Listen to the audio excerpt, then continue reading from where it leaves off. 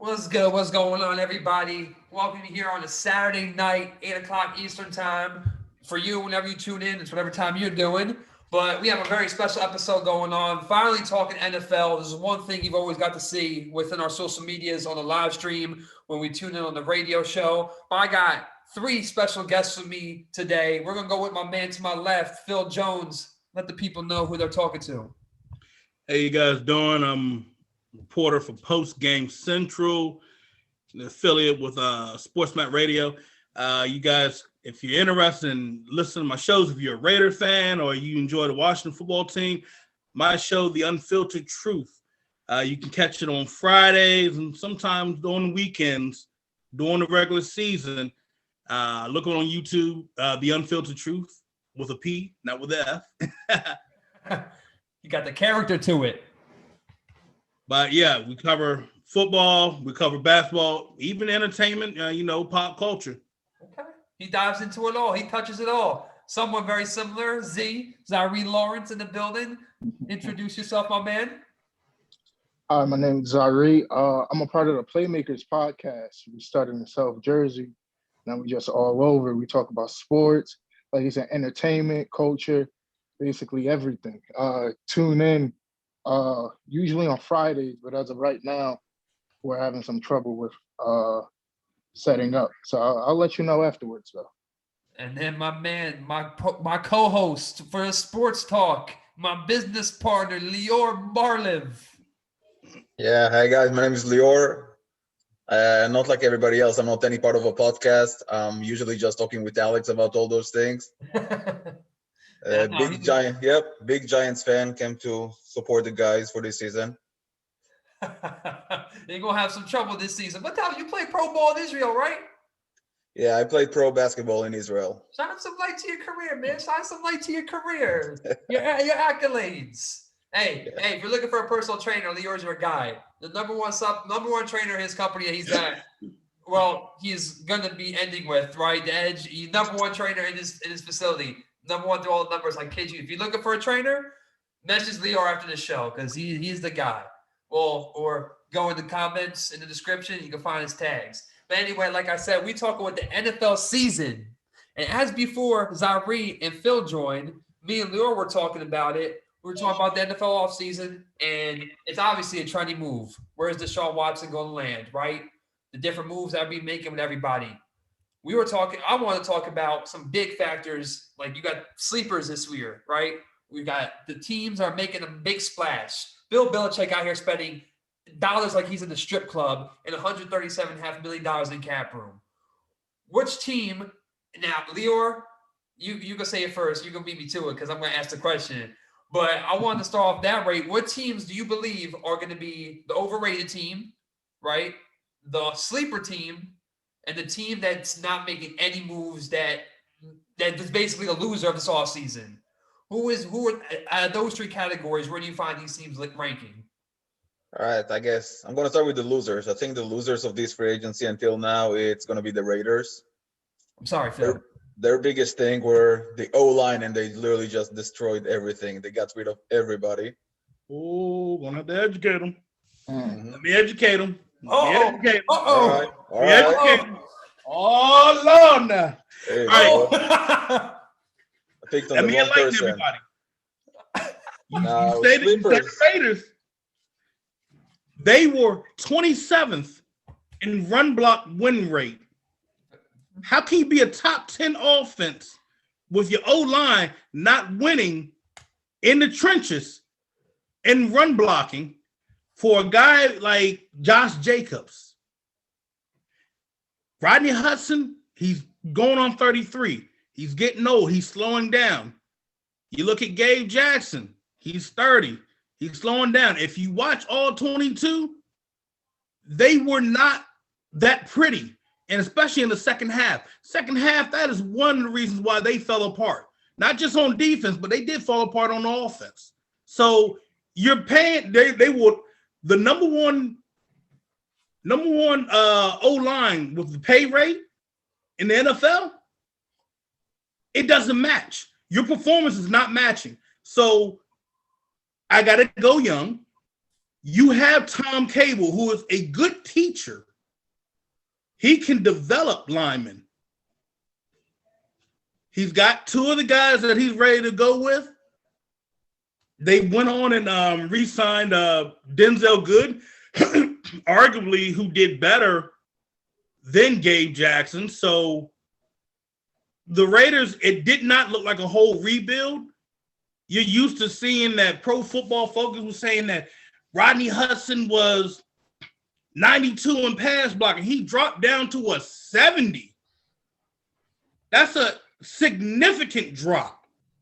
So I wouldn't jump and crucify the Raiders because they didn't let go of two of the O-linemen and they let go of Trent Brown, because I'm going to tell you this, with Trent Brown, we barely had him. Okay. Barely. That is a good point. And let me ask you, what do you feel about letting go of Nelson Aguilar, one of your deep threats to coexist with Henry Ruggs? You know, I did like Nelson. Don't get me wrong, I did like Nelson, but Nelson started getting those drops again. Yes. It was some crucial drops he had. Like, I was like, it's right there in your hands. It's third down. You're dropping this. We need you to do what you were doing the first couple of weeks beforehand. Right. We're sitting at 6-3. Right. Now comes 6-4, 6-5. I mean, you show for a big play, but other than that, you know, he's becoming inconsistent again. Exactly. Yeah. He's a good receiver, but he's not a true number one. And you know who is a true number one on that team? Lior, you might have your work cut out for you today. I'm gonna put you on the spot a little bit. Darren Waller, in my opinion, best tight end in the NFL. I got him ranked right behind Travis Kelce. And I'm going with you. Oh, we might have to talk about that. He need another good season or two good seasons that Not he's even actually suppressed Travis Kelce to go above him. He needs a team. I will agree with you on that one. I definitely agree with you on that one. I want him to surpass Travis Kelce, but Travis Kelce, I got him at number one. Waller's two, because Kittle had the injury-ridden season. He's number three. He up and took the he's number three. Number two spot. I'm a little surprised. I thought I was gonna have a mixed crowd here, but Zyrie, what you think about Darren Waller? You putting him number one or two? I'm putting him at number two. I think Travis Kelce is number one for right now. Like he said, he needs another good season. Listen, I'm not even looking at the season. I'm looking at how he plays on the team that isn't a winning team, right?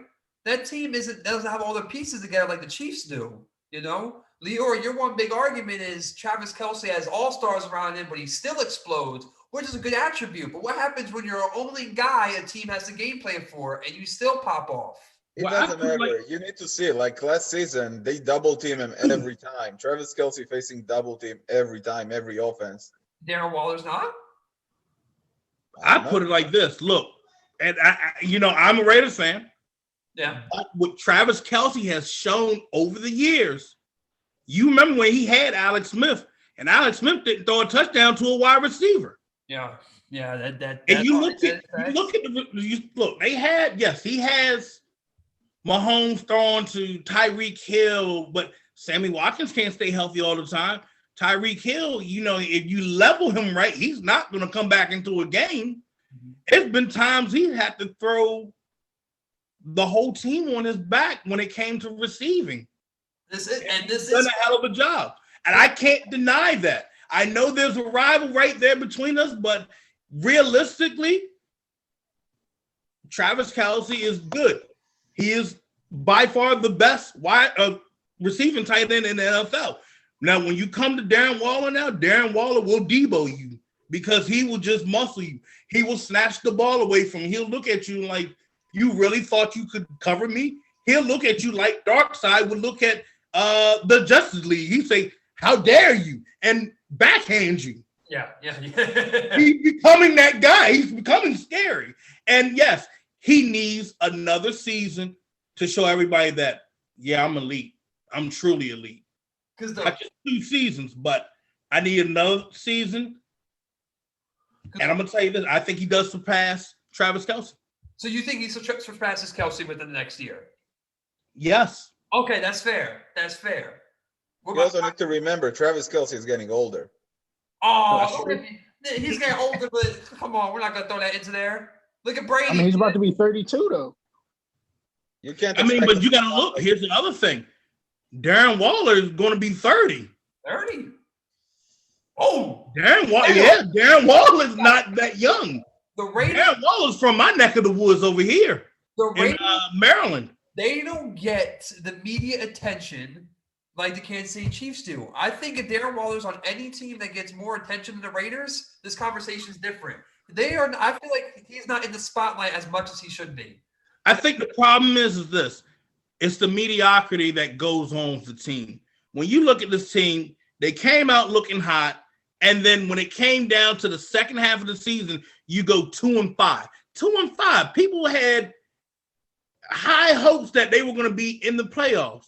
You can't settle for 8-8 and be happy about that. Especially in that division.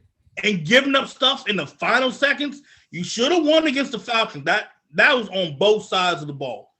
You got Derek Carr fumbling the ball at leading all quarterbacks at 17. Your quarterback's fumbling the ball 17 times.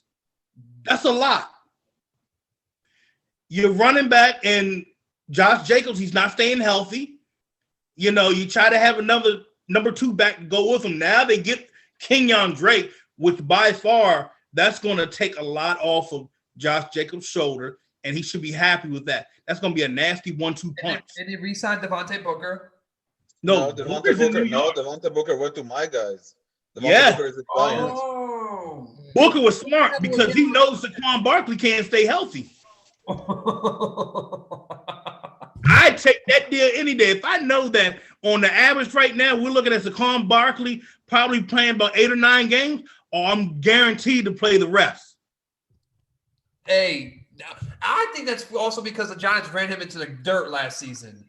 Not this past season, the season before that one, right? That's all they leaned on with Saquon. They leaned on Saquon, and that's what's going to happen to these running backs when you constantly lean on him. Now, what sucks for Josh Jacobs is this dude just likes to be a tank and play through injuries. I think it was a year ago he played through a broken collarbone or something like that. Yeah. I don't see how you can do that. You was superhuman. I tore my labrum and I was a little girl about it. Like, I don't want to do no monkey bars or pull-ups, and this guy's out here getting hit in the neck and the head and everything and just getting back up like 1-2. But Saquon, he's going to get run to dirt. And he has a lot of potential. He has a high ceiling, Saquon. Hey, when you get those cortisone shots, I mean, you feel unstoppable for him. It's like, my neck, my back, and my neck and my back. And Lior was talking about his Giants earlier. What do you want to happen? You want them to lose Sterling Shepard? I think we should get rid of Sterling Shepard right now. Hold on, No, listen, we got Kenny Golladay, we got Darius Slayton, we have Evan Ingram, and we actually got complimentary tight end with Kyle Rudolph. We also signed John Ross. I think it's time to cut on the salary cap a little bit and strengthen our O-line. Okay. I agree with you on O-line. I wouldn't guarantee that much in the John Ross. He's that one hook receiver who is like, I'm gonna run a deep pass and Jones hit it. But you utilize Sterling Shepard in the slot, that's gonna be great. The thing is, he's playing maybe half the games of the year. Put him in the slot. That's what I'm saying. You put him in the slot. You don't have. He's not carrying that number 1, number 2 role. Push him to the number 3. Let him work third down. If he's still good, you still got talent in him. Keep him until his contract is done. You want to have Jones giving all the talent that he can grasp around him. But you're absolutely right. The offensive line needs help. You got Nate Solder back. Will Hernandez, he's just been iffy. He performed quite to his level or the expectation. But in that team, offensive line is going to be important because the Washington football team is the team to beat in that division, in my opinion, without a doubt. I think they're like a sleeper that's not really talked about. You cut Alex Smith. You signed Ryan Fitzpatrick. You picked up Curtis Samuel. They have the best defense in that division by far. And it's a young defense. It's a hungry defense. They're the team to beat in that division. Their best pickup is William Jackson, the cornerback from the Cincinnati. William Jackson, the cornerback, that's their best pickup of the offseason. I agree with you right there on that one. That was one thing they were hurting at last year. Their cornerback. The cornerback was just shaky at that spot. And then I'm not so. What was the guy? I say dude's name that Collins. Collins at safety. I'm just Landon Collins. And now, oh my bad. I thought James was going to say something. My bad. Sorry, my brother came in. This is good, everybody. He's been on the show plenty of times before. He is actually a Raiders fan, just like Phil is. He is a Raiders fan, just like Phil. He joined after we stopped talking about the Raiders. I was trying to go find some headphones and everything, because I don't have any. But I couldn't find them, so I had to rush back. Look like you playing PlayStation right now. Well, it's because I don't have headphones, man. That's what happens. Hey, he had to utilize, man. Look. Hey, he knew what to do in his environment. He knew how to make best of his environment. Yeah, so I'm just listening. So to catch up, we were talking about, James, we were talking about the sleepers and underdogs of the offseason so far. A lot of moves have been being made. As of right now, New England, you might be like an overhyped team because you went 7-9 last year. It was the first time they making the postseason since 2008, I believe. That was when Tom Brady towards ACL. Matt Castle jumped in. They almost won that year too, but Matt Castle did a pretty good job jumping in that year. Yeah, they needed Brett Favre and the Jets to beat Chad Pennington and the Dolphins that year, and they did it. And then, go ahead. But do you really believe in Cam Newton starting and playing to that MVP-like level to bring you guys back to the postseason? That's the real question, isn't it? Here's what I feel about Cam Newton. I feel last year he did not have a good chance at all. Right? First of all, you're going to jump into New England where you fill in the greatest quarterback of all time shoes. That's pressure on your shoulders immediately. This team has been dominant for years, for decades at this point. You're going to come in and be the next guy up to be the quarterback. When you really weren't supposed to be. It was supposed to be, at one point, it was going to be Brady, then Garoppolo. Now that torch was going to go. Now all of a sudden, Garoppolo and Brissett are gone. Brian Hoyer comes back, and you get Jared Stidham in the draft, and now we don't know what the quarterback situation is. Cam Newton walks in. COVID hits. Shuts down all OTAs. There is no postseason or nothing. There is no preseason. There is none of that you can help routine yourself and get into the environment. Now you have an offensive lineman opting out. You have your defensive captain, Donta Hightower, the middle linebacker, opting out of that season. Patrick Chung opting out. Now he wants to go and retire. Right? You have several opt-outs so far from the team. So now you're not even going with your full team, with the full lead of the defense, and you're missing some pieces on your offensive line, which is going to be huge for Cam Newton, right? Cam goes ahead and catches COVID. Dang. And I think he got that through Stephon Gilmore, if I'm not mistaken. I think Gilmore caught COVID first in that organization. Then it was Cam Newton that caught COVID.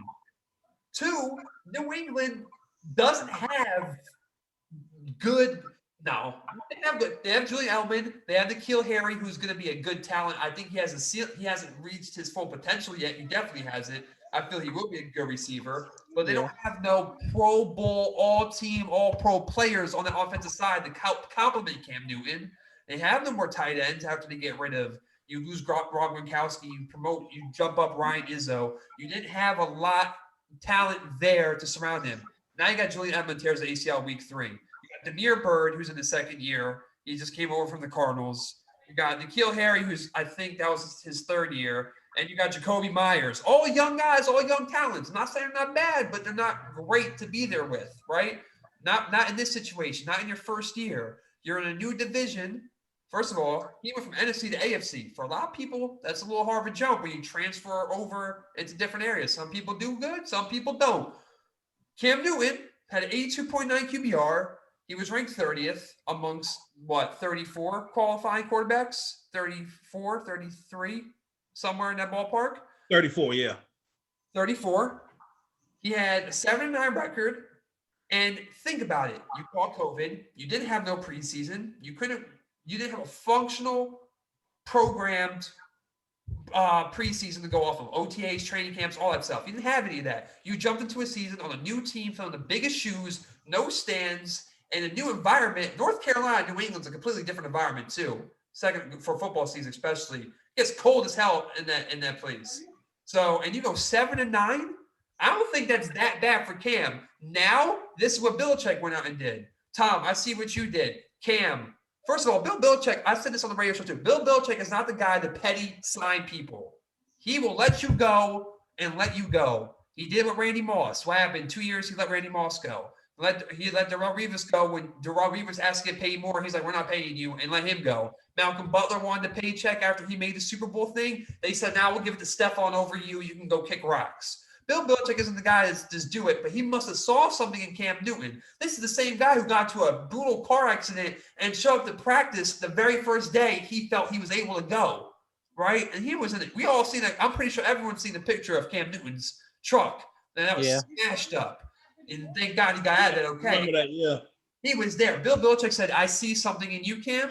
I see what we didn't do for you. Here's what we're going to do. We're going to get you quality receivers. We're going to get you quality tight ends, which New England has been very successful with a tight end game for how many years? Yeah. From Benjamin Watson to Rob Gronkowski, when they had Aaron Hernandez, and we all know what happened there. We're not going to touch on that, but now you're going to give him Jonnu Smith, Hunter Henry, exception. Hunter Henry has to stay healthy. He has to stay healthy. Is Jonnu Smith worth the money they paid? Probably not yet, but he's still a great play. He's still a good player. He will be.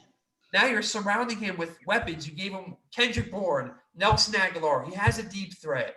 He has the 2 tight ends. And that's one thing New England was also lacking. If you look back, the past 5 years, the receiving core was minimal. Back in that Super Bowl year, their team was Malcolm Mitchell. He was hurt for the season. Julian Edelman tore his ACL. Kenny Britt, they were all out the season. They were all done. He went into the season with Brandon Cooks, Danny Amendola, Chris Hogan, and then what happened in the Super Bowl? Brandon Cooks gets knocked out, and he's gone. You're running Danny Amendola and Chris Hogan that whole Super Bowl, the 2 wide receivers. They never had a long depth chart in wide receiver. It was always 4 to maybe 5 receivers. Now you're stacking that box. Kendrick Bourne, Julian Edelman, You guys, I'm saying, you add Nelson Aguilar, you're giving him opportunity. This is Cam Newton's true prove it year, I feel like. This is his bread and butter. Hey, if it doesn't work out this year, all right, Cam, I'm sorry, man. But at the same time, this is why New England signed him for a 1-year deal. This is why they signed him for a 1-year deal. That's true. I think very much so. And I'm not trying to overhype this. Just solely based on Belichick's coaching, and you guys can check me if you think I'm wrong, I think the Patriots are an inch away from retaking this division over the Bills again. I think they can win it next year. I was just want to see where your head was at with Cam Newton. I think Cam Newton, because of what you said, all the talent he has, Bill Belichick sees that Cam Newton is still probably the best mobile quarterback in the league, getting 20 rushing touchdowns at his size and getting almost 800 yards. No, Cam Newton is still the best rushing quarterback because he can rush and run through people, and he knows how to get into the end zone. That's what Bill Belichick is seeing him. But he puts the talent around him so he can do the passing part of his game too. I'm gonna let Zyrie touch on that. Zyrie, you made. So I'm sorry. So we're just gonna forget about Lamar? Right? Oh, I'm sorry because I'm a Ravens fan, so I know you just not going to skip over him. Like I skip over him. I skipped over him. How come? Because I still think Cam Newton does it to a better degree. See, Lamar Jackson doesn't. I don't like Lamar Jackson because I don't think he's the best passer of the ball, but he does bring a good running game. You are right, but I still think Cam, because of his size and his ability to get into the end zone at any given moment, he is a better rushing quarterback right now until Lamar Jackson can get in the end zone more. What happened week 2 or 3 against the Seattle Seahawks on the 1-yard line? Listen, there's always going to be mess ups. There's always going to be hiccups. 20 rushing touchdowns for a quarterback. You want to talk about 2015, 2014, 13, Cam Newton? You got that. But I didn't think of Lamar Jackson when I said Deshaun Watson. My mind was strictly on Deshaun Watson. That was my Look, I'm going to say this. I'm going to say this right now. This is Cam Newton's last chance. Last chance? Now the thing is this: you were right. He did not have when you went to New England. He was like, "What the?" It was like he went into 5 and below. Right. This man didn't have wide receiver help. Offensive line was kind of patched up. Your running back, one of your running backs was on the IR, and then they really couldn't stay healthy. And then I think David Harris had to take the throne on that one. They dealt with some family issues and then so on and so forth. He didn't have anything, but now you look at it, free agent. Yes. My bad to cut you off. James White. That was the running back with his father. Yeah, James White. Yes. You got 2 tight ends, 2 good tight ends. I'm not gonna say they're great, but they're 2 good, solid tight ends. Hunter Henry, he can be he was reliable last year, even though it was a contract year, but I think he can stay healthy. Jonnu Smith, I think you can utilize him a little bit more in the red zone instead of Cam Newton have to sacrifice his body and jumping and scoring each and every time. You're getting your running backs together. They're going to be coming back. And then as you have Trent Brown, you have a good right tackle now. Well, most likely he might end up playing left tackle. So he might go back to left tackle like he did when he was with Tom Brady. Kendrick Bourne, you have Aguilar, and I still think there's a possibility y'all might end up drafting another receiver or you draft a quarterback. Those are the 2 right there. Because right now your defense, it's like they got the whole reunion show with Kyle Van Noy coming back.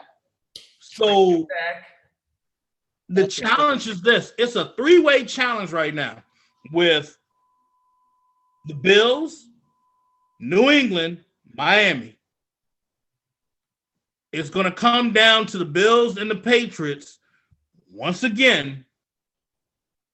Remember back in the day, like, okay, we were seeing like the Bills trying to give it to the Patriots and they couldn't get it at times, but now it's the Patriots trying to give it to the Bills. It's vice versa now. It's vice versa. Will I see the Patriots back in the playoffs this year? Yeah. Okay. Wild card, I'm assuming. Yeah. Now, let's be honest. Also, look at the free agency. There was nothing better than Cam Newton out there. Well, there's Deshaun Watson. And Russell Deshaun Watson Wilson. is not the free agency.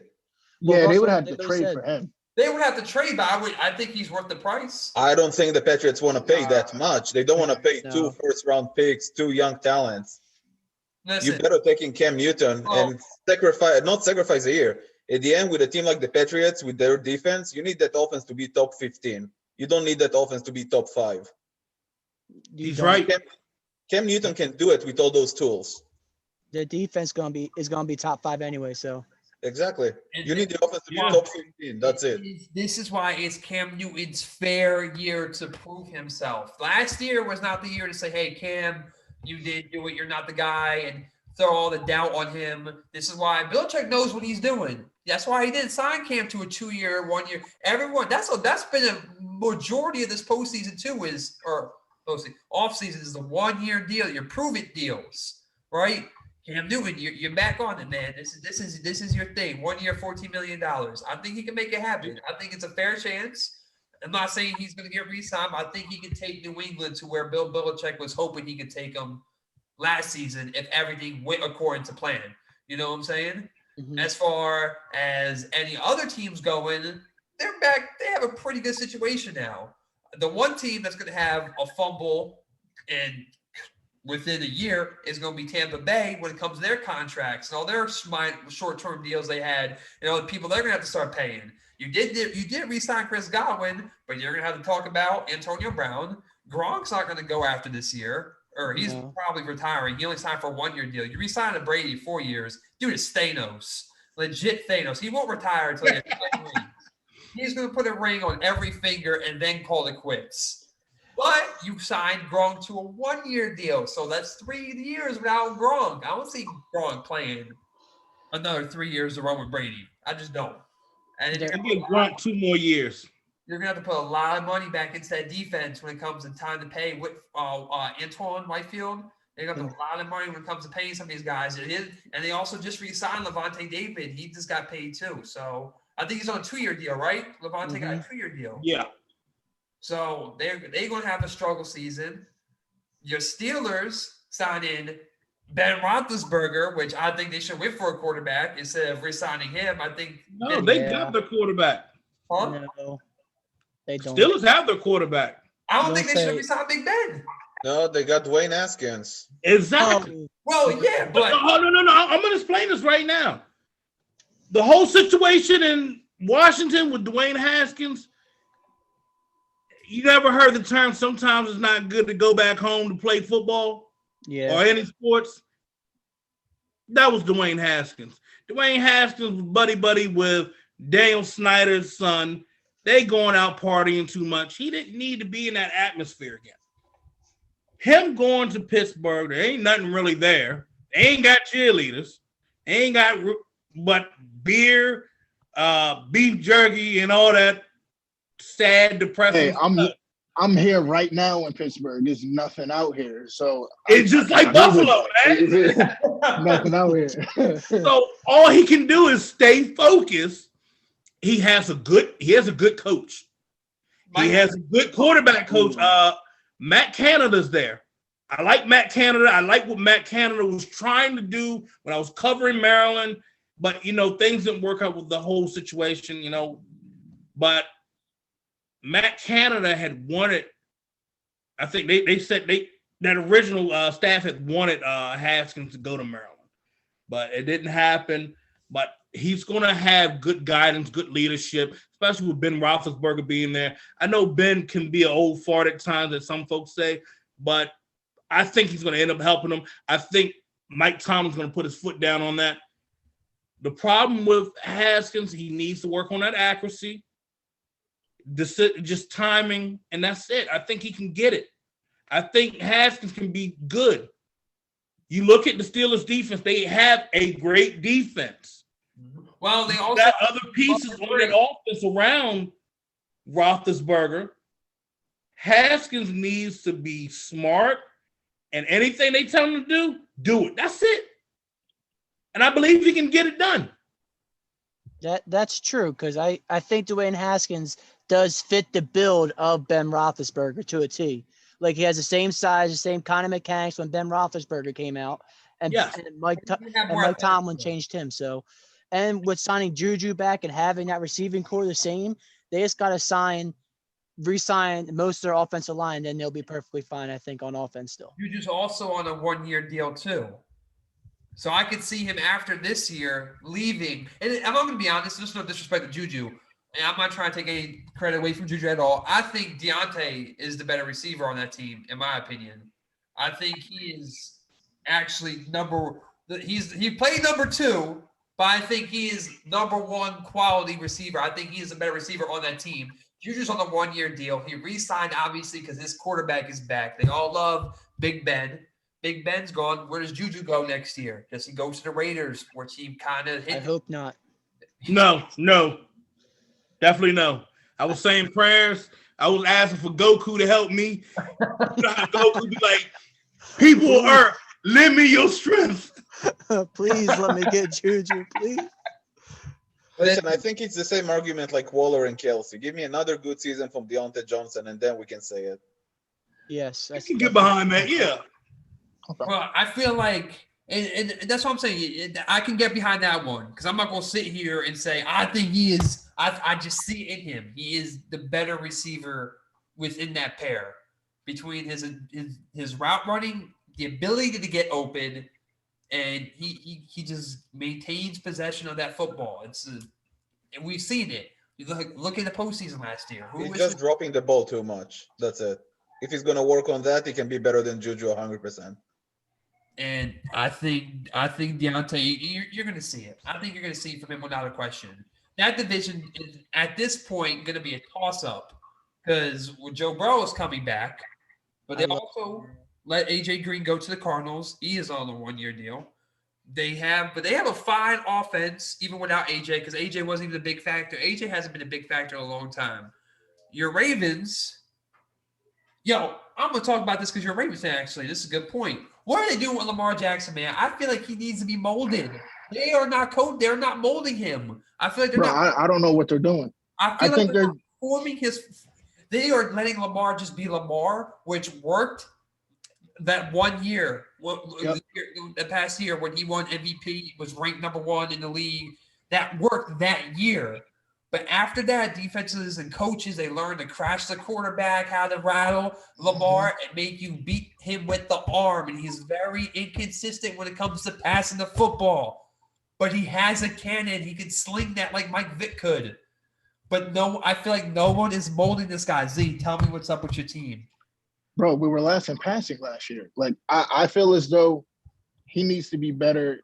He has to get better accuracy, but we also do need better wide receivers because I don't think Willie Snead or Miles Boykin can really help him.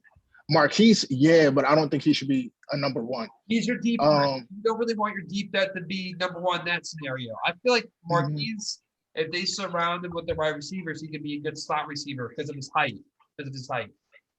Yep. I was happy when we picked up Dez, but Dez came out and he was like, I don't want to play for that team no more. So now I was hoping we got AJ Green or somebody, but that door slip. I haven't done any of that. So, if Juju decides to leave, even though we're rivals, hopefully he comes to us. But here's my thing. But what about Miles Boykin? I feel like he is good. Isn't this his second year? Is it too early to say that he's not complimenting Lamar? It's about the play calling. Even Lamar was complaining the whole season that the defense knows what they're going to do. Right, which goes back to what I'm saying. They're not coaching him. They're not doing anything to build him and mold him to. Exactly. So I don't think it's about the team because Miles Boykin does have the size and the ability to catch the deep threat balls or the red zone targets. Mark Andrews is still top 5 tight end in this league. Oh, love him. Lior, do you want to mention Mark Andrews after his fantasy performance with you last year? Oh, he ruined my team. But it's not him. It's the Ravens. They destroy that. No, I don't mean to completely cut this off, but while we're talking fantasy, this man had the luckiest fantasy game I've ever seen a fantasy player. It was the Cardinals and Seattle game. He was down by 22 points, and he had who'd you have? Tyler Lockett. He had Tyler Lockett. The guy he was versing had Kyler Murray. And who else? He had a receiver. No, that's it. It was ending by the missed field goal. Tyler and Chris Carson. He had the running back. He had 2 players. He was Chase Edmonds. He had Kyler Murray and Chase Edmonds, and Lior had Tyler Lockett. This man's down by 22. That game went all the way into overtime. Remember that? And all the fumbles and the missed calls that kept happening. That was everything he needed to go right to win his game when Tyler Lockett scored 53 points, and he won by a point and a half. A point and a half. I would have been pissed. My TV would have called my phone if I was that fantasy player. But my bad. I completely segued off our track. We were talking about the Ravens, but I had to throw that out there because that was wild, in my opinion. That was wild. I don't like getting off topic on my show, so that's my fault. Now, the thing is with the Ravens is how are you getting over losing Matthew Judon? I don't know. I was pretty upset with that. He's also ranked 41, though. He's great, but he's also ranked 41 in his position, 41st. I don't know how we can really get over that. I feel like our defense is really declining. Yeah, Earl Thomas, he was bad for the culture or whatever, but he did something for us. Same with Matthew Judon. Since I think he was drafted 2016, he's had 38 sacks. I like that. I like it. I'm happy. So, I mean, he came up in a clutch a few games. So I'm just saying that. I don't know what we're doing right now. So would y'all look at possibly getting a guy like I know it looked at what Mel Kiper was saying. You guys probably get like Phillips, one of the edge rushers. But I'm going to be real, man. If y'all can, what y'all running like that multiple front? Y'all running like a 4-3 multiple and then running 3-4? Mm-hmm. What about getting a guy like Joseph Ossai? That boy's a monster. He's a good player. His hands are violent. He's violent coming off the edge. He ran a 4.6 at his pro day. He actually went off on his pro day. His jump, I think he had like a 10. That would be someone that you would want to add on the edge for that Ravens defense. I know you guys have lost some pieces, but if I were you guys, I'd look to draft him. Oh yeah, go Sean Oakman from the FCF league. Not all right, not Oakman, but I can't remember off the top of my head the linebacker's name because it's a really big name. But you guys should draft that linebacker from Notre Dame. I forget. What'd you say? What's his name? It's a hyphenated last name. Yeah, the Genmark Heath or something. Genmark Heath. It's like a Musa Mar, something weird. Jeremiah Wusu Korma. Yeah, that's a long-winded name. He is a beast. Like a lot of analysts saying he's one of the best linebackers in this draft. I think come to think, he would work in y'all system because y'all like to use that hybrid style, and he can drop back and play safety too. Mm-hmm. That's like the all-around great player, and he can rush the quarterback and everything. He's good at everything. Yeah, I would say the Ravens are going to be the biggest thing is going to be their defense this season. Their biggest thing. Yeah. And molding Lamar Jackson. It's the same thing. I'm also going to say it's not the same situation, but it was like the same thing I'm saying with the Eagles and Carson Wentz. We're not doing anything to better Carson Wentz. The coaching staff is not coaching up Lamar Jackson and putting him in those situations. You saw it last year against the Steelers. I saw it in the red zone. That was a must-win game for the Ravens. And what happened on third down? He had Willie Snead on the right side. He went in route, and he had him wide open. The defensive back was playing Snead in front of him, and instead, Lamar Jackson takes the rush. He gets hit at the line. He goes down. It's fourth down. What happens? Miles Boykin on the right side runs an in route. Lamar has him. Doesn't throw it. He runs. They got to coach up. I think that's one thing they got to not take out of Lamar's system because he's a great runner, but they got to make him more comfortable to throw the balls in those situations because the Ravens could have beat the Steelers in that game, that second time around. They could have beat them just off of those two plays. You get that first down, they were marching. I believe you get that first down, you're going through, and you're going to win that game. That's one thing they got to do. And that's one thing a lot of teams are having a problem on this season is coaching and building around their quarterbacks.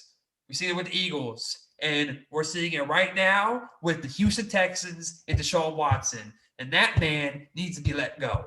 He needs to be given somewhere else because Houston damn near screwed up a team that should have been a Super Bowl given team if they had the proper coaching staff in place. They should have been the Super Bowl frontrunners. Okay, you're going a little far with that one. But Bill O'Brien Bill O'Brien was a terrible coach. I do gotta say that. But they did have some good pieces, but their offensive line was still messed up.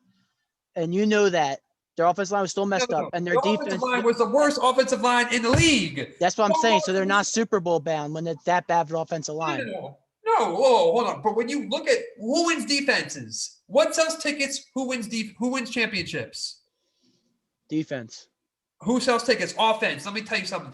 Houston Texans had the worst offensive line, not counting pressures, not counting hits or knockdowns. Deshaun Watson was sacked, 68 times? The most in the NFL season? And he still balled out and took his team to the playoffs. Let me tell you about this Houston Texans team and why they should have been a Super Bowl frontrunner. When you look at the arsenal they had, Tyrann Mathieu is your free safety. You have Brownie Roby and Jonathan Joseph as your cornerbacks. You had J.J. Watt, you had Jadeveon Clowney, Whitney Merciless, Brandon McKinney on your defense. You had a solid defensive side. Your offensive side was Deshaun Watson, DeAndre Hopkins. They pulled in Demaryius Thomas for that 1 year. Will Fuller the fifth, who was a deep threat. And then you had Kiki Cutie, DeAndre Carter, and you go down the list, but they weren't the studs until they came out. You had Brandon Fells. You had Lamar Miller in the backfield. They had a team. So damn, you're a worse offensive line because Deshaun Watson took them to the playoffs. It was the coaching staff that blew that thing, and they should have been more dominant than what that team was for. If you gave any other coach, Mike Tomlin, Andy Reid, Bill Belichick, damn, give Mike McCarthy that. I don't think he screws up that situation that you have as bad as he did. Because guess what? In 3 years, all the best players, but Deshaun Watson, were gone. Hopkins, Matthew, Clowney, Watt. McKinney, Joseph. Isn't Merciless gone now too? No, Merciless still there. Yeah. Brandon McKinney's gone. JJ Watch, David Clowney, Tyrann Mathieu. Colby's gone. Brian Colby's gone too. And in the 3 years, this team is doing this. The Texans are saying, yo, Deshaun, we're going to do everything for you to make you stay without doing anything you want. They signed how many running backs in the past 3 years? I think they signed like 5 or 6. 4. Mark Ingram, Philip Lindsay, who was just signed today. Mark Ingram, Philip Lindsay, Carlos Hyde, Duke Johnson. David Johnson. David Johnson. You traded them DeAndre Hopkins for David Johnson, man. And then in week 3, you're going to go and put Will Fuller on the trade block. That was stupid at that time. Your franchise quarterback is unhappy with the situation and wants to go, and you're going to try and maintain him? First of all, if the guy doesn't want to play with you, you got to let him go. Look, Houston, first thing first, the game that Bill O'Brien was coaching, Houston's winning against Kansas City and then just choked. He shouldn't have flew back that day. It just He stayed should right have there. left in Kansas City that day. What they should have done in that game was go for it on 4th down and say, kicking that field goal. You're up 21-0 in the playoffs. You're on Chiefs side. You don't give the Chiefs. Here's the momentum swinger. Yeah, you kicked the field goal. You took the 3 points and went up 24-0. And it's all cool inside to take the points. But you give the momentum to the other team once they say, yo, we finally stopped them. We stopped them. What they should have done was they were in the motion to run a play. Deshaun was getting them ready, and they called a timeout. Walk off the field and kick the field goal. That's completely, at that moment, all the momentum switched. Not even that. You know the other thing that killed them? They didn't run the football. Yes. The first meeting, they ran the football down their throats and destroyed them.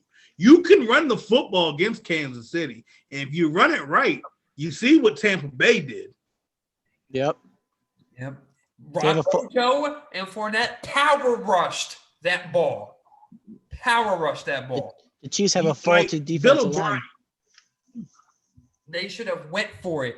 And it was what? 4th and 1? It was inches. It was short. It was super short to trust. He's been fired now. He can go back to college. He should have never got control. The Texans, they're a train wreck right now. I don't care who you're adding right now. They're a train wreck overall. I wouldn't even want to sign there. Whoever building that team is crazy. I don't understand why you need 4 running backs Top running backs too. on the roster right now. Running backs. Well, hold up. Duke Johnson's gone now, so it's just it's Marking. So now, if Duke Johnson is gone, they got 3. They got David Johnson, they got Philip Lindsay, and Mark Ingram. But they have another guy too, but he plays special teams. No, they have Buddy Howell, and they have one more There you guy. go. There's one more guy on that list. It's Buddy Howell, Mark Ingram, Philip, David Johnson, and there's one more guy on that list, but I can't think of his name. Yeah, right now they're running their offense on Brandon Cooks, Kiki Cudi, a lot of small receivers. and Jordan Hackins. And Brandon Fells. Fells. Brandon Fells. Don't forget him. No, they released Fells. Facts. Wait, how did I say Brandon Fells after 5 minutes ago? I just said they dropped his ass too. Darren Fells is released. He's not there anymore. Yeah. I think this year they're practically giving Deshaun Watson the green light to go because they're just getting rid of everyone he's ever liked on the team. It's just, And I mean, here's the other thing: they didn't just sign Tyrod Taylor; they did a trade with the Bengals for Ryan Finley. So they're already, in a way, they're kind of prepping like, we ain't gonna have a quarterback. We're not gonna have it. We're just going to get these guys. The Texans also haven't said anymore like they used to. We want Deshaun Watson. We're trying to keep Deshaun Watson. They haven't been open or made statements really about, hey, he's still our guy, he's still our quarterback, or we still want him, or still holding on to him. They're kind of silent about the situation, which means if you're a team and you need the quarterback, what's up? I'm going to be real here. If I'm the Texans, I need first-round picks so I can get some wide receivers. I mean, I want to be in a situation, be in a position in this draft where I can get a good wide receiver. So I want to at least be within the top 10 or at least within the top 20.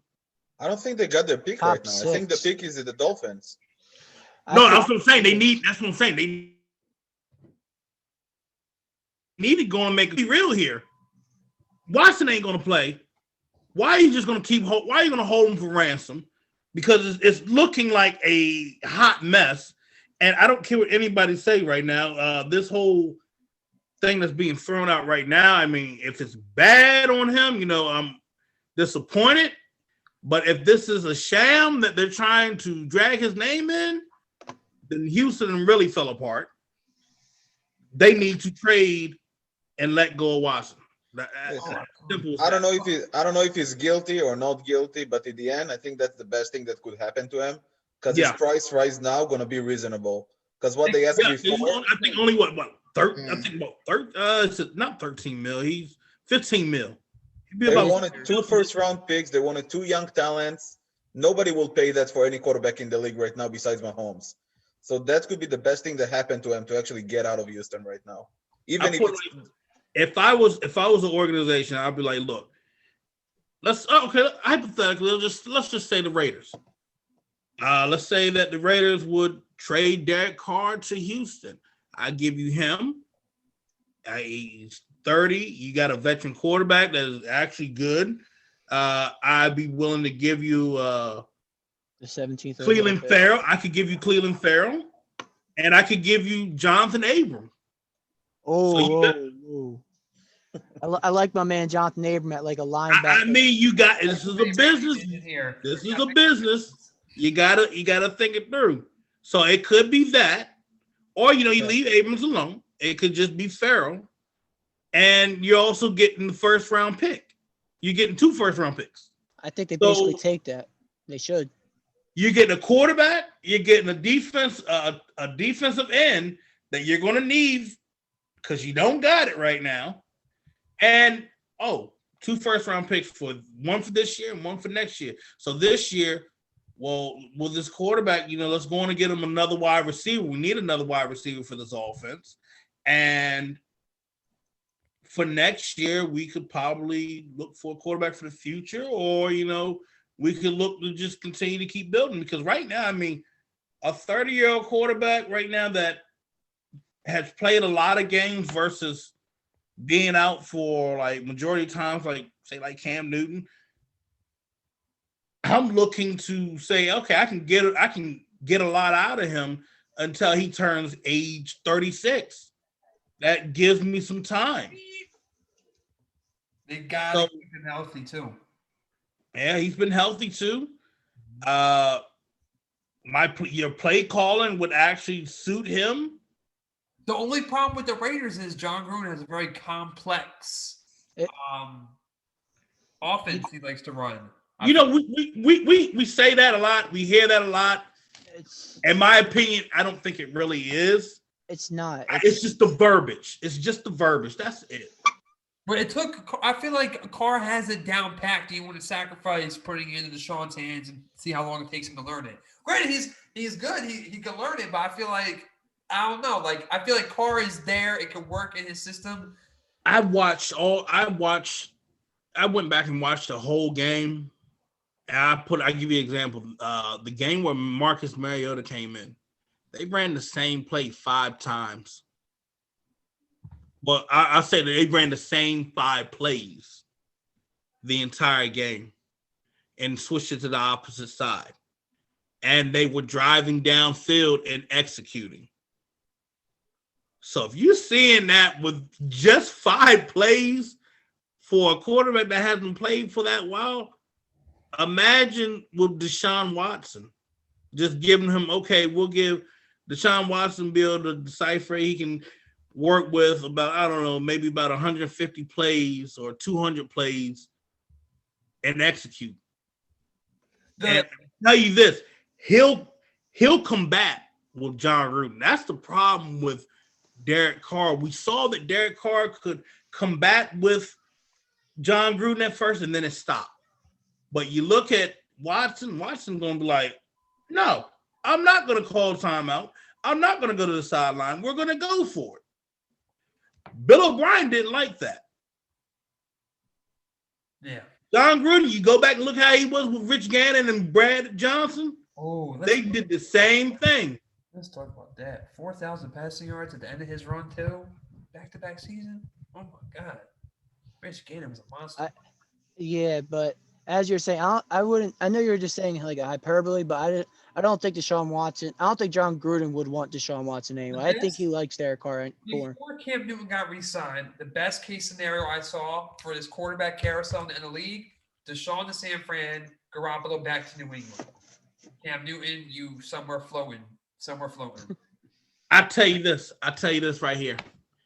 If John Gruden loved Derek Carr so much, why didn't he give him his extension? I think it's because he doesn't want to give anyone that money. He hasn't gave anyone that money this season. You look at all the one year deals he's given to everyone. Well, everyone's hold on. across the board. You go back, there was talks that they were doing an extension going back from weeks 2 to 8. But I think weeks 2 to 6. But really after that Falcons game, talks were off the table. You heard a little chatter going on this off season saying that, they're looking to give him an extension. No. That was just your agent just running around trying to start some stuff. Yeah. So when I tell you this, if John Gruden really did love Derek Carr, that extension would have got done. As of right now, the way I see it for Deshaun Watson, you have very few teams on the board now at this point that you can get into. You have 3. Carolina and Jacksonville. He won't go to Jacksonville. I don't know. Jacksonville not on the board at all. There is no way. A heavy contract like that. They got Trevor Lawrence coming in. There is no reason for them to go with Deshaun Watson. Lawrence couldn't win the big games at the college level. I don't like Trevor Lawrence more than Zach Wilson's. I like Zach Wilson better. Whoa. We talking about Trevor Football Jesus Lawrence. He said football Jesus. The same thing when people are saying that about Johnny Manziel, Johnny Football. Look what happened to him. That was Johnny Football. I saw that coming. I didn't like Johnny Manziel. I wasn't too high. Yeah, there it I hate Johnny Manziel. James, you heard all my opinions on Manziel, but here's my thing. I'm not discrediting Trevor Lawrence, but if I'm Jacksonville, you look at the team, they have some young dogs on that team. James Robinson, DJ Chark. I love you know how I feel about Chark, Lior. You know how I feel about Chark, and you bust on me for Chark, but I love Chark. Laviska Shenault. They got Marvin Jones Jr. now. And Marvin Jones. They got Miles Jack on that offense. You take Deshaun Watson, a guy who has been in the league, who has the experience, who's shown he can win, who's already been in a worst case scenario before and has went with it. Granted, the season was horrible, but that was way more than just what he had. That was also because of the coaching staff, Romeo Crennel having to step in, O'Brien getting fired, right?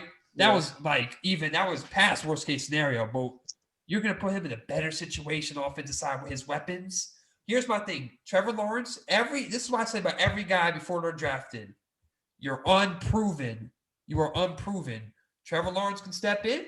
I don't think he'll be a bust. I actually have a high point of Trevor Lawrence. But the one negative I do take, he didn't win in the college level. He didn't win the big bowl games. He didn't win. No, he didn't. Or not bowl games, the championship games. He did not win. Wait, Trevor Lawrence didn't took one championship? Lost Fields? He lost to Ohio. They won one time. Clemson won with Trevor Lawrence. Yeah. Oh, before the year with LSU. Yeah, before LSU, Trevor Lawrence won one game. Championship game. I will not lie. I don't forgot about that. Well, damn all that. I don't care. Deshaun Watson's still the better case. He's the better case, but Jacksonville trying to rebuild right now. Why are you going to trade to your own opponent? That would not happen. That's why it won't happen. Here's my thing. The Houston's a dumpster fire themselves. They're becoming Eagles Part 2, where the way their front office can handle a team. You trade DeAndre Hopkins for essentially pennies to what he's worth. No, hold up. That was Bill O'Brien. That was Bill O'Brien. Bill O'Brien. But who you got to factor in. This was allowed it. But that look. He And was smart owner. acting. Bob McNair's he passed away during the time. Well, let me You ask didn't you have this. the general manager. Bill, let me ask you General, this. general manager duties got taken over by Bill O'Brien, and he was just basically running the show. But let me ask you this. If you were anyone on that organization and you heard that trade once again go through, you're not going to do anything you can to talk Bill O'Brien down? You know what the problem was? And this is what happened with these Bill Belichick acolytes. They think they're Bill running around here saying that, oh, I don't need you. I'll trade you. Remember how Bill did that to Jamie Collins? Traded him to Cleveland? Cleveland, he did take him back, but yes, he did take him to Cleveland. You look at how what was that furball over in Detroit? What was his name? The head coach. What was his name? Matt Patricia. Patricia. Yeah, he went back to New England too. But here's also the thing with New England. It's Bill Belichick controlling that whole scene. Because if any coach that leaves Belichick, they don't have success. McDaniels in Denver. We see what happened with O'Brien, and we see what happened with Patricia in Detroit.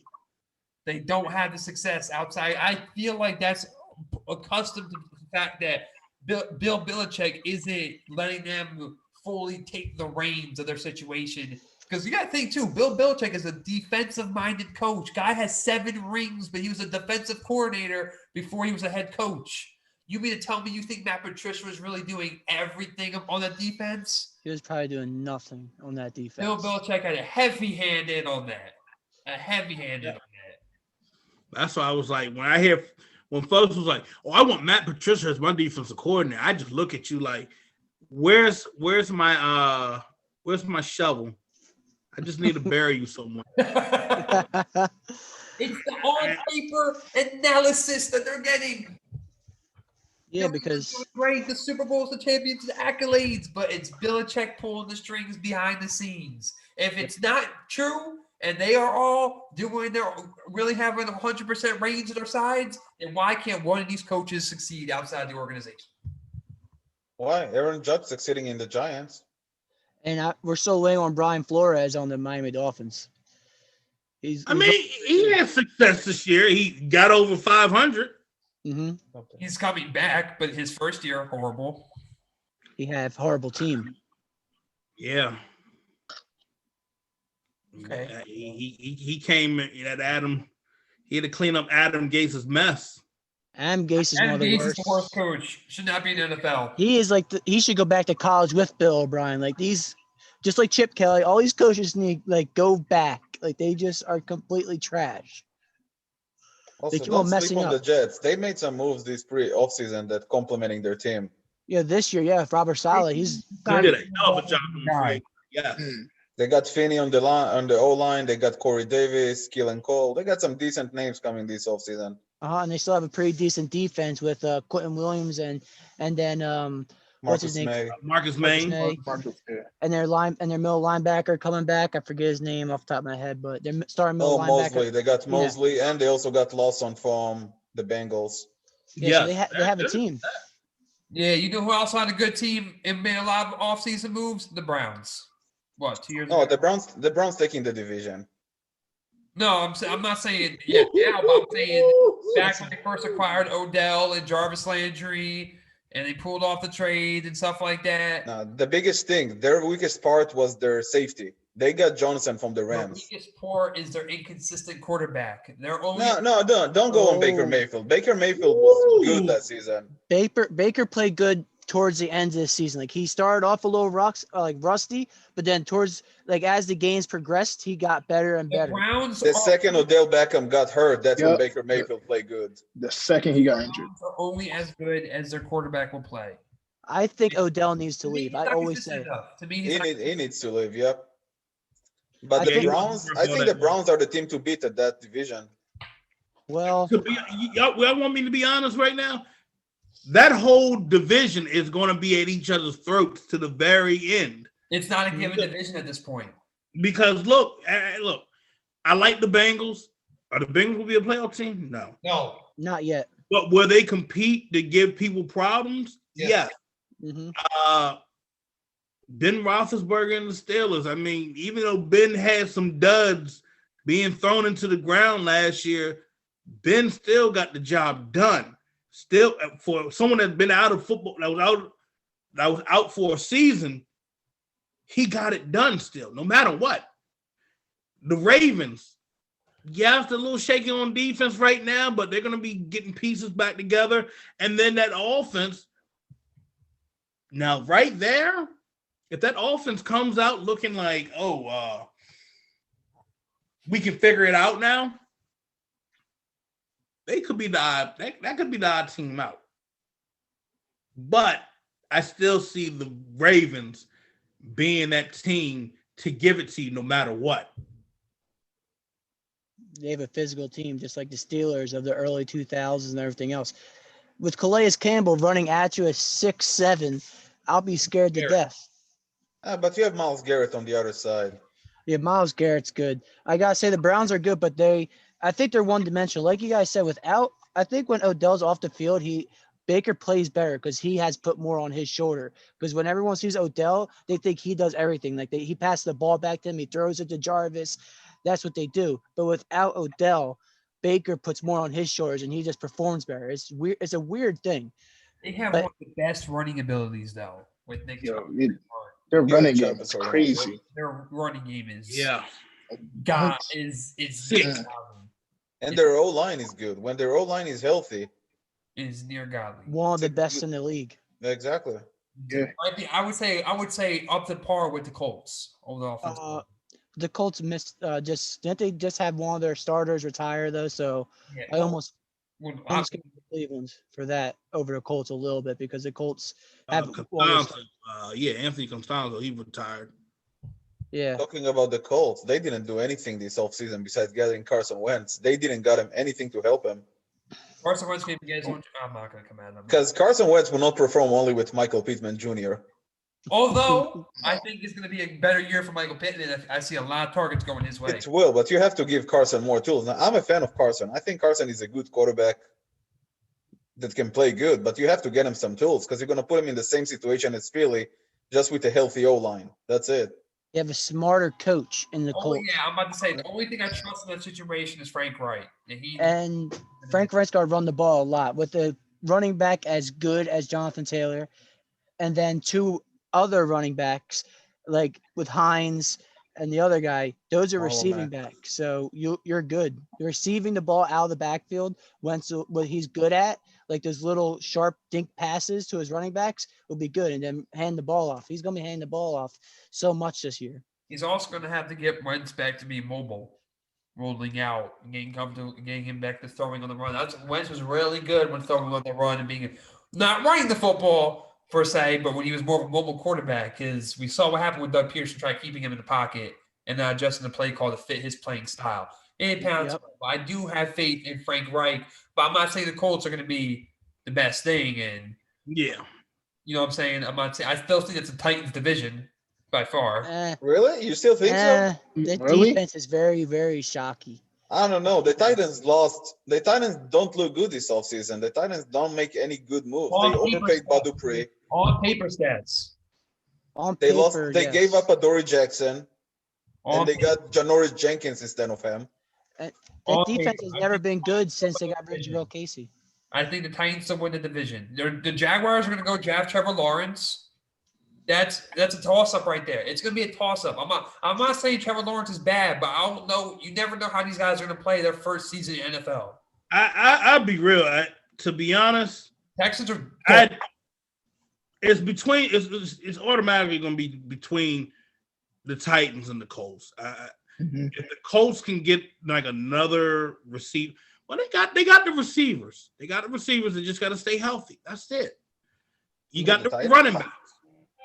No, I'm going to say that the Colts could actually have the edge over the Titans.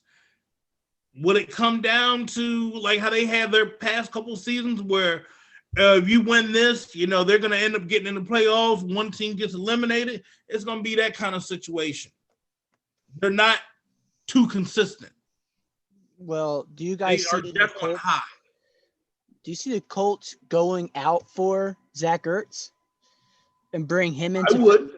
I Well, would. what would you give up? Like I thought Philly would ask for maybe Miles Mack, even if he's coming off an injury, or even T.Y. Hilton that wants out. Like T.Y. Hilton is out. He's a free agent. It's gone. oh, he's a free agent? Yeah, he's a free agent. So my whole thing is this: Philly's looking to rebuild, and especially like their salary cap is still just ugly. So they're going to look for draft picks. So if I were the Colts, I'd be willing to give them about a third round pick, third or fourth round pick at least. Ertz isn't a good blocking tight end too. Keep that in mind. The thing is, Philly need to get rid of Ertz because their salary cap is just and gone. That's going to free up a lot. You're right. You're absolutely right. Man. They have to get rid of stuff. Zach Ertz right now is a burden. You don't want him on your team right now, especially when you have Dallas Goedert. And I don't even think Ertz really wants to be there. He doesn't. He's out. He's added his. He's said his piece. He wants to leave. And I would, if I'm the Colts, I would sign him. It would be just like what the Colts did with Andrew Luck and Kobe Fleener. They went out, took Andrew Luck out of the draft, and made sure they got his Stanford tight end to Kobe Fleener, right? Yeah. You know what I'm saying? Like some teams, we see it with Brady and Gronk. So these guys are comfortable with some of their tight ends. I would definitely do it. It would be a great compliment to go with Jack Doyle. Yep, and that's a blocking tight end right there. He's a In blocker. the red zone. He's a blocker. Zach Ertz is the blocking tight end. You're relying on his hands, but Carson Wentz not really rely on his hands. I would say the best aspect, and you can obviously speak a piece if you feel I'm wrong. Right now, with the Colts is the running game and the running committee they have with Marlon Mack, Jonathan Taylor, and Jordan Wilkins And Naheem Hines. Hines. That's their best attribute. But if you take Zach Ertz, Mo Alley Cox, and Jack Doyle, that's a dangerous three-man tight end scheme you got going on there. Hold on, didn't they have Trey Burton? They still have Trey Burton. They still have Trey. I thought don't they have still have Trey? Yeah, they still have. He was on a Yes. 2-year contract. Wow. Yes, we're going to get the Philly Connect again. Let's get it. We're gonna do a Philly special again. Let's He said the Philly special again. Just with The Indy special now. the Indy special. There it is. They're gonna patent it in Indy. They got Trey Burton now? They're gonna patent it. Now we just need to see what Philly gonna get screwed up with the 6th pick. And I thought their depth chart was Jack Doyle and the Noah guy. Isn't there like a guy named Noah on their team? Noah Togai. Or I forgot how to pronounce his last name, but I yeah. can't pronounce the last name, but let me look this up real quick. Hold on. Yeah, he's on that team. The Eagles, like you were saying, Lior, is gonna mess up. they're gonna mess up the 6th pick. They're always messing it up. Yeah. They're going to be. Noah Togai. They're going to like draft a safety when they need a wide receiver. Like we're going to draft this guy, but we're not going to get Smith that's waiting for us at the 6th pick, or any other top receivers like Jamar Chase or anything. Nah, we're just going to get this random linebacker or something. Listen, if we're talking about a team that will go after Deshaun Watson, the Eagles needs to. They're not going to do anything good with that 1st round pick. Just give it away to get something that you know is good. They've expressed interest in Deshaun Watson. They express more in interest. Howie said he'll give up everything. Honestly, Deshaun if you're Watson. an Eagles fan, I don't think Philly. First of all, I'm a huge advocate wherever Deshaun Watson goes. But if I'm Philly, I don't care how many 1st round picks I give up because Howie don't know how to use those things. Like Howie would be the one to mess it up. I would say, take it off his hands. That's one less thing I have to worry about. At least we get a good quarterback because all we have right now on our team is Jalen Hurts. Jalen Hurts showed talent, but he's not consistent. His numbers were not good enough to give him a team, especially a team with a lot of pressure like the Eagles. And here's the problem: you can't expect Jalen Hurts to come in. Everyone complained about how Carson Wentz was doing it with practice squad receivers and having to do it all himself and put the team on his back. You don't want to have to do that to Jalen Hurts in just his 2nd year going in. It's a different situation when you have to come off the bench when someone else is underperforming to try and uplift the team and re-spark a flame and get the team going. And you play different, especially when no defenses have film on you. It's a different thing after you're going to be the starter. There is film on you, and you're the go-to guy. You are the captain of this team going the whole length of the season. I think he's going to struggle a little bit when he has that. Hey, if I'm the Eagles, I'm grabbing Deshaun Watson. Listen, I'll every give quarterback everything. gonna struggle when your best receiver is Jalen Rieger. Right? No, best receivers, I think the best receivers fold them. Don't knock They my didn't play man. him as Just kidding. much. They didn't play him the second part of the season when Jalen Rieger came back Well, and they didn't Alshon play him Jeffrey. They because didn't play him as much. they wanted to play Alshon Jeffrey, which they should never did. Alshon should stay on the bench. Here's my thing: Alshon was there for one purpose, and he accomplished it. He should have been gone, especially when he dropped the ball the following season in New Orleans in that playoff game. Alshon, you came in. We brought all these people on. We achieved the goal of the Super Bowl. We should have let him go. And then what happened? Doug Peterson had several mistakes this whole season, and it was one thing he got ridiculed on in a lot of press conferences and conversations on 94.1 WIP and 97.5 The Fanatic when he was always asked about Carson's play call and what are they doing with Alshon Jeffrey. What did he do? I'm going to take Travis Fulgham, who is balling out right now, and throw Alshon in there, who did absolutely nothing. You should have never done that. You should have kept Fulgham in. You should have kept Fulgham. Yeah. We should be honest. They don't have receivers, all right? They really don't. All their receivers are underperforming all the time. You should have just drafted Justin Jefferson. Instead, you went for looking needle in the haystack when you didn't have to, and you want to surprise everybody. And everyone was like, "Who's Jalen Rieger?" What? What He's about a second keeping round. DK? He's like a And you second. know what? Why you don't need another quarterback? Get yourself something like, I don't know, if you're actually going to end up getting rid of Zach Ertz, why don't you get Pitts? Yeah, he fits their system. Pitts is literally a young Darren Waller. And he can play receiver too. He's like a glorified tight end. Yep. And if I'm in the second round as the Eagles, I'm going to grab another wide receiver. Someone that's a big body, that you know they have sure hands. Maybe you can make some trades around. I mean, there's going to be some teams that are still trying to offload these contracts because they're like, we can't take it. This is hurting our salary cap. We need to free up this. We need to free up that. And I know like a team like we said, Cleveland, they might be getting rid of Odell Beckham. Maybe you want to grab Odell Beckham and bring him into Philly. Have him go back against the Giants, get revenge. Hey, and then later on in the draft, you're going to have to at least take a quarterback just to get some depth in there to back. But no, absolutely. Like a 4th or 5th round pick. They should have got a veteran behind him. Get some depth. Maybe in the 3rd round, look at your secondary to help gear up that secondary because you also just lost Jalen Mills. And the secondary has been very injury prone between Maddox and they've just been injury prone. Secondary, they just got Anthony Harris. They got a better person than Jalen Mills. Yeah, but they also look what the same thing happened when they got Darius Slay. You're going to need more depth. This team, you can't tell me this Eagles team isn't the most injury prone team in the NFL. It really is. Everyone's hurt a different week. And how many people drop like flies? Like, especially how low they're getting. There isn't too much of one position with the Eagles at this point. No. With all the injuries they've been having. I would absolutely, the 3rd round, go for a secondary pick to help gear up that secondary. 100%. The secondary. I mean, or, they could be second round. They can probably get a guy like Javon Holland. He can come down and play the nickel, and he can go up and play safety. But the only thing about it, he's just got to work on his tackling skills. That's it. But they can get some guys in this draft. They need to go on and pull the trigger, say, F it, let's go on and trade Ertz to the Colts. Let's see if we can get at least if they can get a 4th round pick out of it, just take it and go. Because you need to free up cap space. They need to free up cap space so bad. Don't get your pride. Just get it done.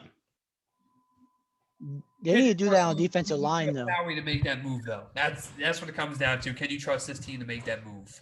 No. You said the D-line? Yeah, because they have too much money invested inside of it. They really do. But the D-line is still healthy. If you want to Yeah, cut it's some still money, good, man. You need to cut money on the O-line. The O-line getting a lot of money, and it's very injury prone. That's what you want to cut. They're older with Lane Johnson. I mean, Jason Peters is out of the picture now. And Brandon Brooks. And Brandon Brooks coming back. But Brandon Brooks is also the best right guard in the league, in my opinion. He is. He- With Martin being retired. Yeah, him and Marcelliana. Yeah. But Eagles have a lot. It's safe to say no matter what they do, they're not a playoff team this year. That's going to be the Washington football team's division. Depending how the Giants fight, I think the Giants have a good pace, good high-powered offense at this point to do damage. It's going to be up to the defense. That's going to be the biggest thing because the divisional games are always close. It don't matter who it is. It could be in the 2009 Patriots and the Jets. That game will still be close, but it'll be come down to a field goal. That's how the division games are. It's never just a given game, right?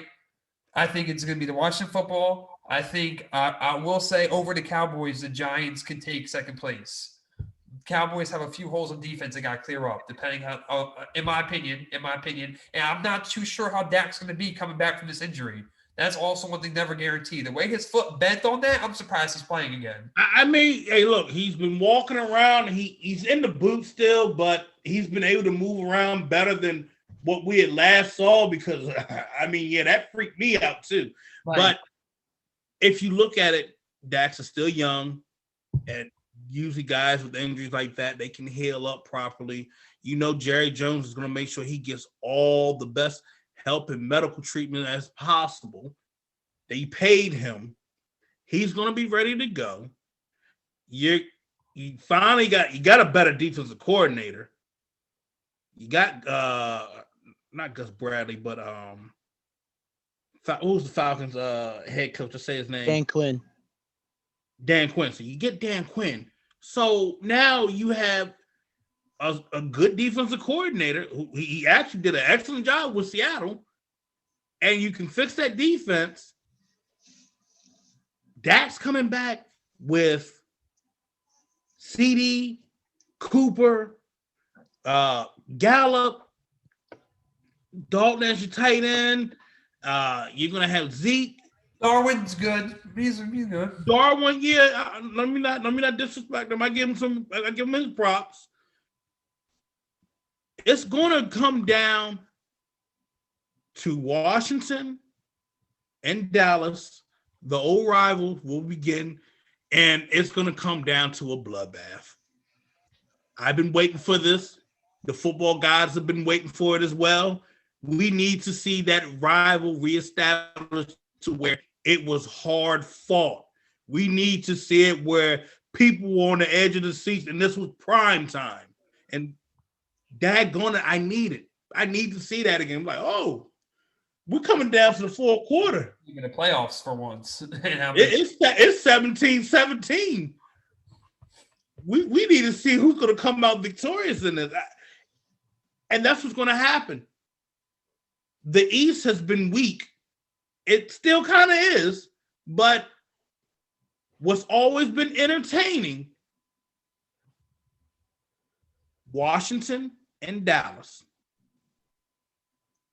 And I know you guys can't wait to see it. I'm waiting for Washington. Philly and New York's been pretty entertaining too. Miracle in the Meadowlands and stuff that's been happening. Yeah. That one. But man, Washington versus Dallas on Thanksgiving Day, man, you already It's not knew. even funny. Not even funny. Washington is the team to watch next season. They really are. That defense, that young, hungry defense, plus the two best friend wide receivers back together again, and plus we don't know what they're going to do at quarterback. It's going to be great. I really think it's going to be Fitzpatrick running the show, and then he gets a solid tight end. Now, here's the other thing that could end up happening. I mean, Washington they got wide receivers now. They got a tight end. They got cornerback on defense now. The defense is overall great. So what's the possibility of them, I don't know, maybe drafting Mac Jones at 19? It's very high to put him behind Fitzpatrick for a year. It's very high. Yeah. I think Fitzpatrick will be the right person to kind of teach Mac Jones. Fitzpatrick will be like, I think of him as a coach. Like, I think he will be a good coach when he retires because he's not the best quarterback, but I think he understands the playbook really fast and knows how to win games out of nothing. It's the same role that he had with Tua this year. Exactly the same. Good I point. don't think Mac Jones is as good as Tua. Oh no, was. no, but same role. Nah, but How- what- he's gonna be he's got a rifle arm, and he can move, and that's one thing you need. So Now, would you want Mac Jones this year, or would you wait until next year and see who comes out next year? see, I'm not too sure. To be honest, if you can get Mac Jones, you see how he performed, and I mean they played all their games. And Go he is a good fit for that system too. Definitely. He is a good fit for that system, Mac Jones. I would like to see that kid from Oklahoma there. That Rattler guy, the freshman or sophomore from Oklahoma, that's been playing pretty good. If he takes up another level, I want to see where he goes. And I always Yeah, thought, but he's going to be. I don't think he's declared to the draft until senior. yeah, you're probably right. A lot of Oklahoma kids do that. But any other teams that can still